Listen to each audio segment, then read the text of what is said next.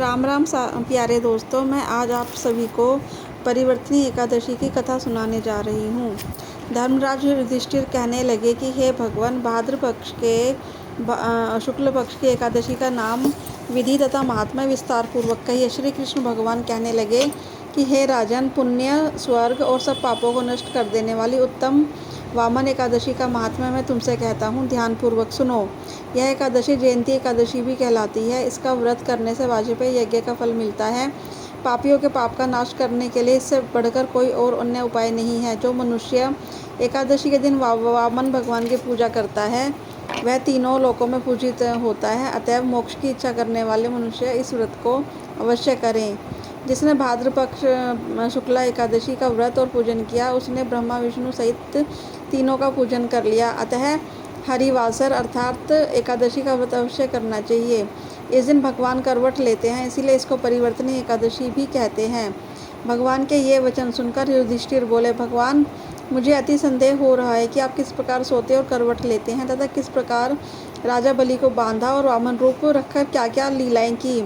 चतुर्मास के व्रत की विधि क्या है तथा अपने शयन करने पर मनुष्य का क्या कर्तव्य है, सो आप विस्तार पूर्वक मुझसे कहिए।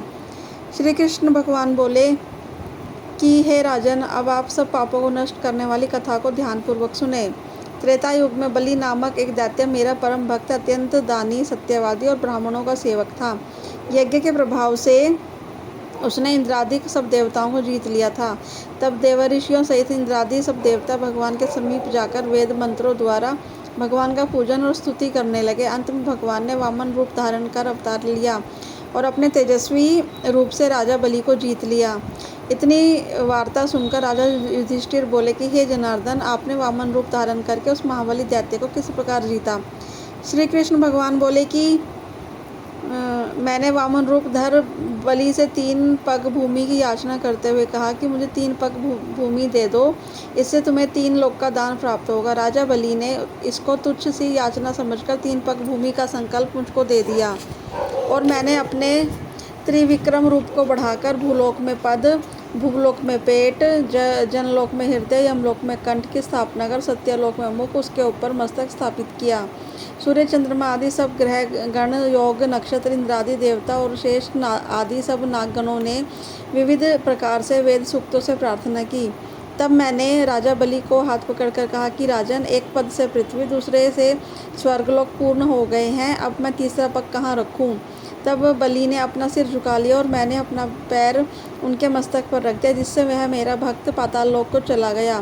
फिर उसकी विनती और नम्रता को देखकर मैंने कहा कि हे बलि, मैं सदैव तुम्हारे ही निकट रहूँगा। विरोचन के पुत्र बलि के कहने पर वहाँ पर भाद्रपद शुक्ला परिवर्तनी एकादशी के दिन बलि के आश्रम पर मेरी मूर्ति स्थापित हुई और दूसरी क्षीर सागर में शेष नाग की पीठ पर हुई। इस एकादशी को भगवान शयन करते हुए करवट लेते हैं, इसलिए त्रिलोकीनाथ के विष्णु भगवान का उस दिन पूजन किया जाता है। उसके तांबा, चांदी, चावल और दही का दान उत्तम है। रात्रि को जागरण अवश्य करना चाहिए। जो इस प्रकार व्रत करते हैं वे सब पापों से मुक्त होकर स्वर्ग को जाते हैं। उनका चंद्रमा के समान निर्मल यश संसार में फैलता है। जो पापों को नष्ट करने वाली इस कथा को पढ़ते व सुनते हैं उनको 1000 अश्वमेध यज्ञ का फल मिलता है। राधे राधे दोस्तों।